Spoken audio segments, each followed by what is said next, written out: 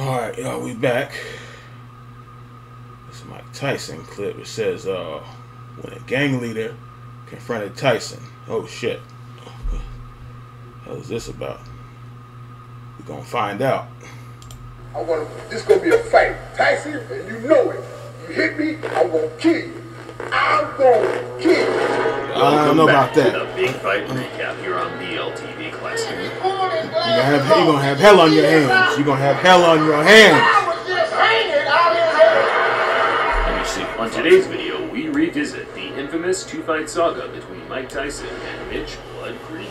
A genuine beef that 10 rounds of boxing couldn't squash, as the two would face off one more time. Are you seeing that Tyson was like... This time in a much shorter affair with a Those decisive punches, victory. Shit. Let's get right to it. That was from the movie right there. I remember that, though. Michael J. White played Tyson. Rivals beyond the ring.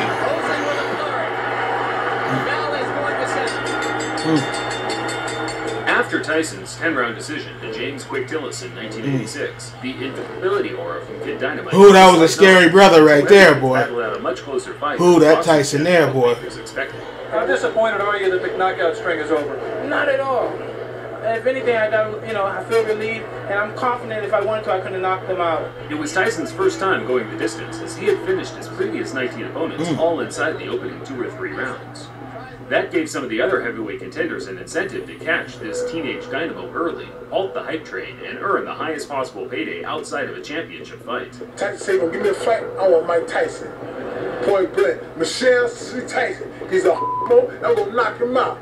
Mitch Blood Green was one of the first fighters to utilize the new age of digital camcorders to get his message out there to boxing fans. I'm gonna show you something.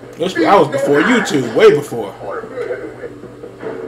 There was no social media in those days, but local news stations and televised sports networks such as HBO would air the clips during a broadcast to gauge the fans' reaction. I ain't no joke. My name is Blood Green. Have you heard my fight? Watch my smoke. It's probably due to audio compression over time, but I can honestly say I have difficulty understanding what Mitch Green is saying. Too clear things with the muscle flexing and homophobic slurs, and bizarrely enough, as far as my research suggests, this was enough to land him a shot at the hottest prospect in world boxing.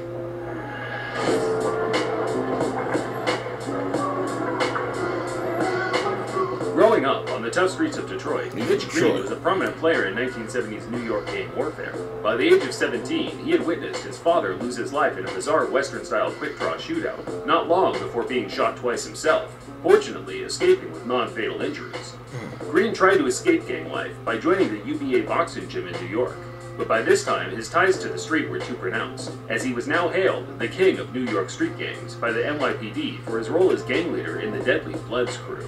Things slowly started to change for Mitch, as his reputation as a gang leader was exceeded by that of a talented amateur boxer, the muscular 6'5" big man that was racking up copious tournament success, including several. That's one thing I noticed with Tyson, because like I said about even Mr. Stroud talked about this. He's like the size don't mean nothing. This 6'6" or whatever it is. Because I remember Tyson, a lot of his fights back then, these guys were 6'4", 6'5", and Tyson was still putting them on the ground. It was because I used to think that when I was little, if this giant is always going to beat this small guy, that don't mean anything. Like I know Rocky is a pitcher, but the same thing. You can have that guy. What was the Russian? Drago, 6'4", 250, and Rocky's 220. It doesn't matter. It doesn't matter. We are undefeated in 5 professional bouts with 1 draw. Green took to the professional ring in 1980 and quickly started racking up wins over journeyman and fringe contenders such as Jungle Cummings. Champion in waiting, Trevor He has the reach advantage. He has the arm advantage. Where Mitch made a good account of himself, only losing by majority decision. Both Tyson and Green were on the fringe of a world title shot, so regardless of the antics, the two were on a likely collision course. The trash talk from Green just helped build more interest in the fight, which in turn certainly struck a chord with Tyson, who openly admitted to hating that ugly mother effer. And Mike Tyson, traditionally, no robe, no socks. He says it makes him feel like a warrior, makes him feel like a gladiator. Tyson met Green for the first time in May 1986 at Madison Square Garden. It was Tyson's first match at a prestigious boxing venue, and also the first to be covered by a large television network. Yet, the occasion didn't change the traditional no-robe, no-socks attire. He was all business and had a personal vendetta to settle. I didn't pay that no attention. Tyson didn't care for no boxing robe. I ain't pay that no mind. Last fight that we showed you here on HBO, that he didn't double up. He just was a little bit lazy, especially in the later rounds. So we'll see what he does about that against Mitch Green. Always aggressive, very fun this man. That was just an hand movement. He took a shot.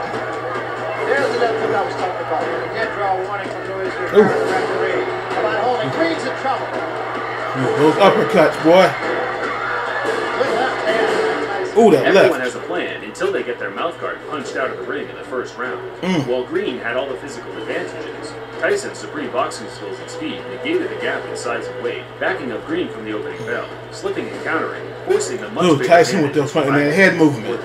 Big right hand against Tillis. And what a shot. That is an awesome shot. Tyson punched out Green's mouthguard again in the third. Straight where left after he hand. started mocking his opponent for having a wide, gulping mouth, stalking him across the ring, landing fierce, single power punches. The fitness goes to punch. Another big left hook. Tyson there, good uppercut. He has to take a standing bench. Oof. Another couple body shots. Well, he's smiling. Tyson is smiling because Green has those fast hands. The fight became so routine by the closing stages, the crowd knew they were witnessing a foregone conclusion. Tyson himself appeared to have his mind elsewhere as he bizarrely kissed his trainer, Kevin Rooney, while he was trying to deliver him intricate strategies and details regarding the fight. Well, Kevin Rooney is in there and just jabbering away 100 miles a minute. Mike Tyson leaned over and just kissed him. Tyson closed the show, trying to score the knockout, but Green's disinclination to engage allowed him to grab and clinch his way to safety, resulting in him losing 9. He had long arms, he kept grabbing.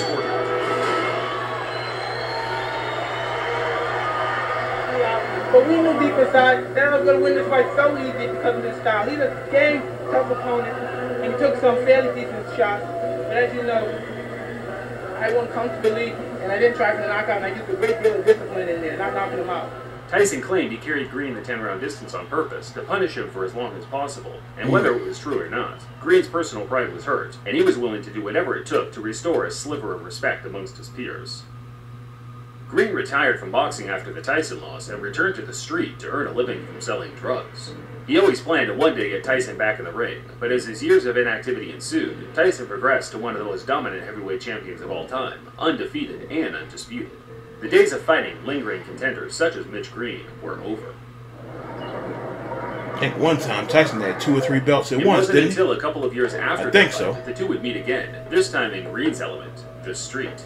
In the early hours of August 23, 1988, Mitch Green got wind that Tyson was shopping at a local clothing store close by to where he ran things on the street. Tyson had traveled a fair distance to pick up a luxury leather jacket handmade by one of his friends over at Dapper Dan's.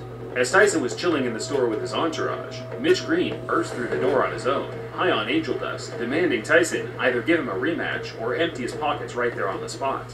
Tyson, of course, no stranger to altercations on the street, dragged Mitch Green outside and pummeled him to the ground multiple times.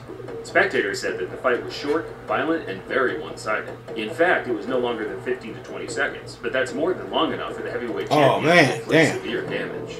There is no footage of the fight, regardless of the clickbait you see on YouTube, but there were many accounts of what happened that all aligned, all except Green's account, where he claimed Tyson sucker punched him and ran. Who threw the first punch here? He did. He sucker punched me because he's with his friends, you know. And when he hit me, and I said I couldn't get a chance to get to him like I was because everybody was like pulling me, you know, holding me, like so he could get away from me, and so he get away. And he ran from me. Green was certain the Tyson scuffle, which became mainstream news around the world, would add enough public intrigue to get his rival back If in the ring. YouTube But or Mitch had not already burned YouTube, his bridges among the cell phones and stuff was Violent back then. threats Oh of man, King of the Cats, oh man. already shadow banning him from ever earning any serious money in the ring again. After Green's failed attempts to get the rematch with Tyson, he filed a civil lawsuit for $20 million due to the injuries he suffered during their fight. The former gang leader came away with one small W to coincide with a long list of L's, winning the case and being awarded $45,000, close to what his purse was during their professional fight in 1986. Yeah, I remember seeing Mitch Green's eye after that. It was like, he broke his socket. Broke the eye socket. Yeah, he broke his eye socket. Yeah. The eye socket. You gotta hit really hard to do like that, right? Green returned to the ring 7 years later, but at that point he was a shell of his former self and was beaten by journeymen with losing records until he hung him up for good in 2005. As of 2022, Green is still a large-as-life character, but now employs his energy into his love of Christianity. He still has a gripe with Tyson, but I think it's fair to say the two have now moved on, and whenever the topic is brought up today, they both make light of their infamous 30-year feud. That didn't work. The boy scared to death. That you had the street fight, the boy scared to death. Oh, wait a minute. Didn't y'all have a street fight, Mitch? For the ring, for the street. Thinking the man would do somebody, he wouldn't do nothing. Oh, man, he freaked me out. Did you know that actually Tyson and Sal are good friends and he comes to the show? He did look good. Oh, crap, he's there in the audience. You see that? You know what you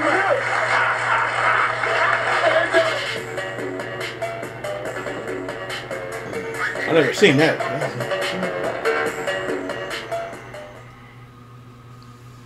No, that was something. Oh boy, see, for a gang member, I was like, damn. I never seen that fight. I've heard that name before. But I never seen the fight. Like, I just seen the clips. That's about it. I never seen the actual fight. But I'm sure. I could bet right now they probably got it on YouTube. They people upload everything. Now if it's still, whether it stays there, it's a different story. I'm about to check and see if they have it on YouTube. They probably got it somewhere.